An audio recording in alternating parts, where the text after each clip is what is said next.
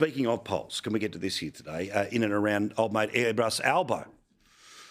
Well, as you know, Airbus Albo is back in the country, gracing us with his presence, which means we are all the luckier for the bloke who spent 17 of the past 30 days outside of the country.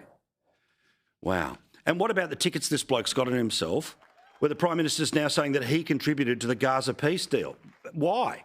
He's got no relationship with Netanyahu, and he's got barely a relationship with the US President. Please. We'll talk about that a little bit later. Of course, Australia was just so happy to have him back. Why? I mean, you know, we had to share him with the rest of the world, and wasn't the world wowed by his virtually empty performance at the United Nations?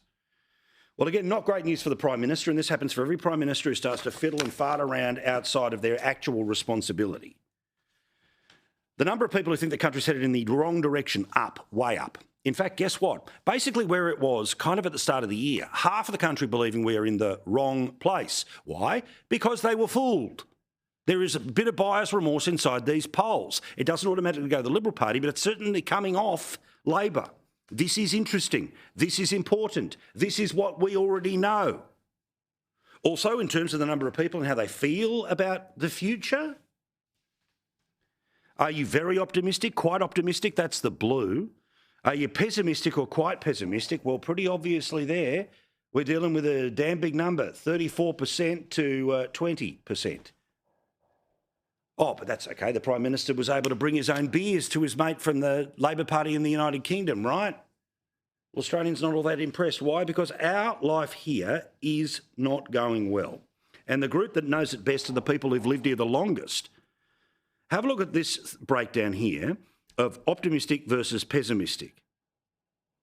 Now, ironically, over 55s, well, they're pretty optimistic, but they're also the most pessimistic because they've been around for a while. Young people obviously being told the whole planet's going to explode because of climate change, but that's okay. We're going to fix 72% of 1% of the world's problem, you know, all this garbage. And the people that are trying to pay their house off, who have now realised the Treasurer told lies when he told you there was going to be 5 interest rate cuts. Well, of course, that's not happening because, remember, they faked it on inflation. But also in terms of people who are a little frown-mouthed about the future, what about the Greens? What a fun group they are. Well, funnily enough, if your central belief is that we're all going to be burnt to a crisp, well, guess what happens? You end up with the best part of, what, 60% of their supporters believing that they are very pessimistic about the future. One more thing on polls before I do move on, and I will move on. When we talk about immigration in this show, oh, racist, terrible, you can't talk about it. Oh, you're talking about the nationalities. No, never. How many times do we have to say it? How many times do we have to point to the little asterisk that is about the number of people that are coming, not of what colour and what faith and all the rest of it? The reality is that the infrastructure is not good enough. Does anyone think their local council is nailing it on potholes? Does anyone think their state government is nailing it right now on ambulance waiting times? Does anyone think that the federal government is nailing it right now when it comes to the infrastructure that they fund? Well, unsurprisingly, despite the fact that the government has said that they're doing something to pull back on migration, those who care about this issue are, guess what? The majority of the country. Because again, this opinion poll is taken by people working for The Guardian. Yet when asked if the current levels of immigration are too high, 53%, a majority, say yes. I'm not sure who the 7% are. Maybe these are the people who work for Treasury or the people who help take care of the population Ponzi scheme. Who are the 7% who say that it's too low? The majority of Australians have a problem with how many people are coming into the country. It is not racist, it is just fact. And guess who knows best on this issue? The people who've been here the longest. 66% of people over the age of 55, they know in their bones that the numbers are out of whack. The people who've lived enough of a life, 35 to 54, they too know by a majority. So thankfully the polls get to catch up with what you and I know each and every night, of each and every week, of each and every month, of each and every year. But we will continue to plough along and enjoy the fact that they catch up, including the One Nation surge, and they all freak out about it in Canberra. Couldn't care less. Now, obviously, I've got a couple of kids in primary school. You may well have kids or grandkids that are in that or higher, but all of us care about the future. It's not just something owned by the left, it's owned by everyone. Common sense people, the far left, the far right, no matter. We all care about the future. And can you believe there is a new edict which is coming out that is going to affect the way teachers address kids? Because, goodness forbid, you're called boys, boys and girls, girls. Now, yes, there is a chance, statistically obvious chance, that somewhere in some school there is someone who is dealing with some difficulties and maybe doesn't want to identify that way or the other. But 99.9, they are boys or they are girls. Oh, but remember, we must be very modern here.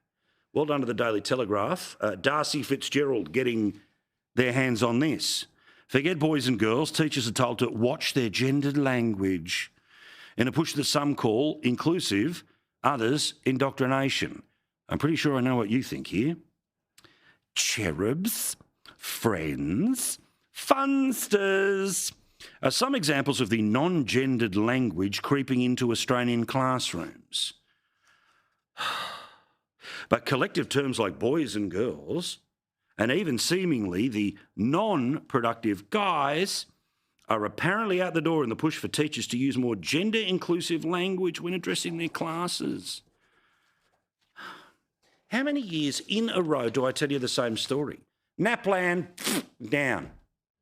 Funding up. Remember the whole BS and battle from 2007 when Gillard was the Education Minister, Rudd was the Prime Minister. Oh, and we're going to up it all and Gonski and we're going to take care of the little kids and all that garbage. Since then, it's been hundreds of billions of dollars that have been spent, state and federal, on education, and the results get worse. May I posit a possible reason is because organisations like the Teachers Federation are garbaging on about this, not trying to work out how to be able to get more power, say potentially from state government, to pull their kids back into line. The Telegraph was able to find something that is on a portal for the Teachers Federation, rainbows and all, about gender-neutral class greetings. Let's zoom in at the top here, okay? Have you ever stood in front of a class and said, "Okay, guys, eyes to the front," or something similar? While most teachers have moved away from saying phrases like, "Okay, boys and girls," there are times when we may accidentally be addressing the whole class or groups using gendered language. God forbid! They use the term guys. And remember, this ain't just fruity gear that's being thrown out by a teachers' union. Remember the bloke they pinned a medal on as Australian of the Year? He was running around telling groups of adults working for companies that to walk into the room and say, "G'day, guys." It's exclusionary. Fair dinkum. Again, the great Australian pronouns are mate and darl, okay? And you can use them with boys, girls, they, them, because they're terms of endearment. Referencing 30 kids as a gang or guys does not exclude all of the little girls or, in some very minute but still, I'll be sensitive about it, occasions. Does it really do someone's head in to be referred to in such a collective fashion? Of course not. But someone's job, 8 hours a day, 5 days a week, this crap. A couple of other examples that come up about some early basics. Use terms, rather than guys or gang, class, people, grade level students, everyone, everybody. Hello, everybody. Don't say, good girl, good boy. You've got to refer to them as experts, intellectuals, learners, epic humans, awesome humans, future leaders, change makers and superstars. Again, can I just go back to my first principle here? You can fiddle with this garbage when we don't have the same story every year for a generation. That NAPLAN, high school, primary school, goes backwards all the time. And I know that I have this crazy idea that the education system is supposed to be about the intellectual growth of your child, when we all know a big dollop of it is to make sure that the right kind of people come out of the system, that the right toddler comes out of childcare, that the right little person comes out of primary school, that the future right-ons are marching in the street because climate change is apparently going to end us all, despite the fact that we are 1% of the world's problem. That I go marching on the Chinese embassy. No, of course not. That would be offensive. That would be rude. Let alone everyone has to finish year 12. Everyone has to go to university. And then surprise, surprise, they all come out and they just keep voting to the left, voting to the left, voting. I know that's the game. And we all fall for the idea that it's about, ABCs. But for those of us that do believe that school is about the ABCs, can we get that right before we start referring to everybody? Little learners, please. I have to bite my tongue often when I see some of this stuff in action. But fair dinkum, you've got to, don't be aggressive, don't be rude. But if you see this stuff happening at your kid or your grandkid's school, no confrontation, just say, hey, sorry, about this, can I just check, what do you call the kids? Do you call the kids boys and girls? Because otherwise, if all they hear from is the people who believe we must change it all, well, then the rest of us are just going to be left behind. So pipe up, don't be offensive, though. Couple of quick things to mention here. Queensland, pay attention because total fire ban next couple of days, basically from now until the end of the long weekend. Have a look where this thing's going to stretch from, though. The total fire ban is basically going to rip right across the New South Wales-Queensland border, which obviously means a little further down the problems in northern New South Wales, but let's basically say from the Gold Coast all the way out, way past Toowoomba, into the Darling Downs, Gympie, Sunshine Coast, Caboolture and Brisbane. Lots of things. So if your plan is to be, dancing in Redcliffe till dawn, you will still also be in a scenario where you are going to be in a total fire ban. So enjoy the dance moves, but no naked flames, please. Here's in part what they had to say today in and around the Toowoomba area. Everything is ready to burn, and we have seen a significant number of fires over the last weekend. No campfires, no fireplaces, barbecues, and any sort of fully contained vessel is suitable, but it must be supervised at all times.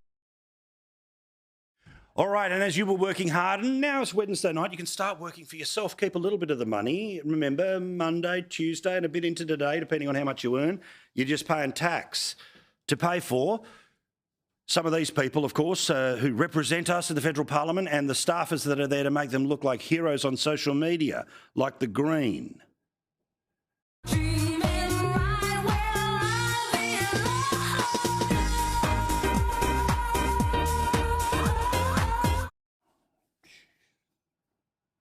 I hope she's pulled over, because if she was doing that at a set of traffic lights... And then there's Amanda Rishworth.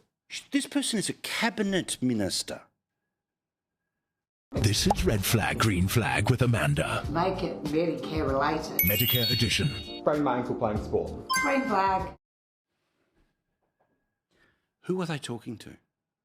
Honestly, if you remember Romper Room, the sort of Miss Helena, I see Jeff and I see Jenny, or all the other versions of the names they have today. Honestly, it's just such baby talk. But apparently this is what people are eating up. Well, I think people are smarter than that, but still. Again, one of the Greens talking down to Australians like they are teenage boys.